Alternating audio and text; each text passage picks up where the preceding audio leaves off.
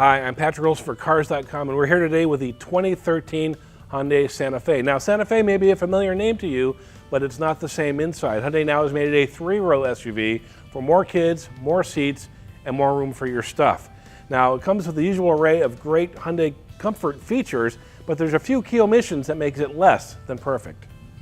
Hyundai's previous three-row SUV was the Veracruz, and really the exterior looks could not be more different. The old Veracruz was bulbous and kind of jelly bean-like. Now, with this Santa Fe, it's got a much larger, more aggressive grille, and it's got these menacing headlights. Now, if you move along the side of the car, starting at the driver's seat, you'll notice that it's more streamlined, more aerodynamic. This Santa Fe is charging ahead, where the old Veracruz really was just kind of rolling. So how does the Santa Fe drive? Pretty well, I'd say. My wife and I took our youngest son on a college visit. It's a trip of a few hundred miles, and we were really impressed with the way it drove.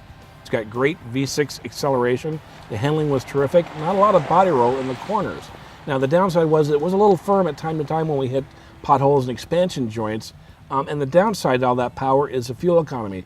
This version with the front-wheel drive gets about 21 mpg combined, but honestly, very few people are buying a three-row SUV for great gas mileage.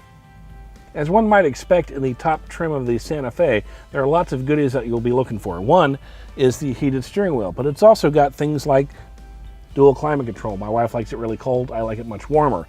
It's got nav. It's got Bluetooth for your phone, and it pairs incredibly easy. It also has Bluetooth streaming audio. That's very handy. Satellite radio for when you're out on the road and you've lost touch with all civilization. It's also got some great storage. It's got big bin here in the center, and it's got a nice giant glove box.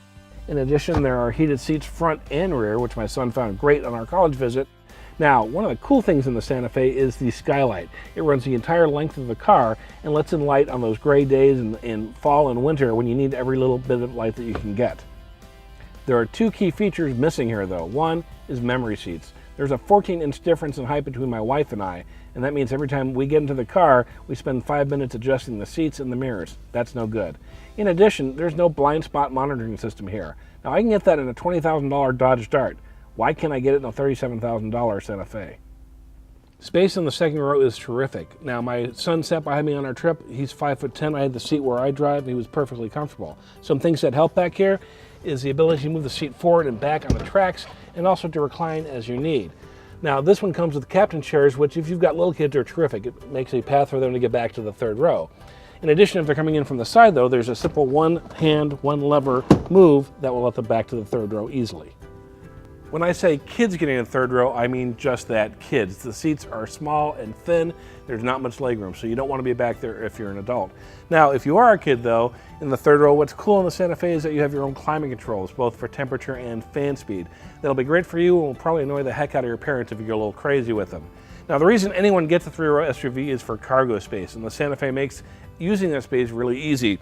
One pull of a cord and the third row is down, one pull of a latch on the side, and the second row is down. And this gives you a nice flat load floor all the way to the front row for any trip to Home Depot or any place else where you've got really big, clunky objects to carry.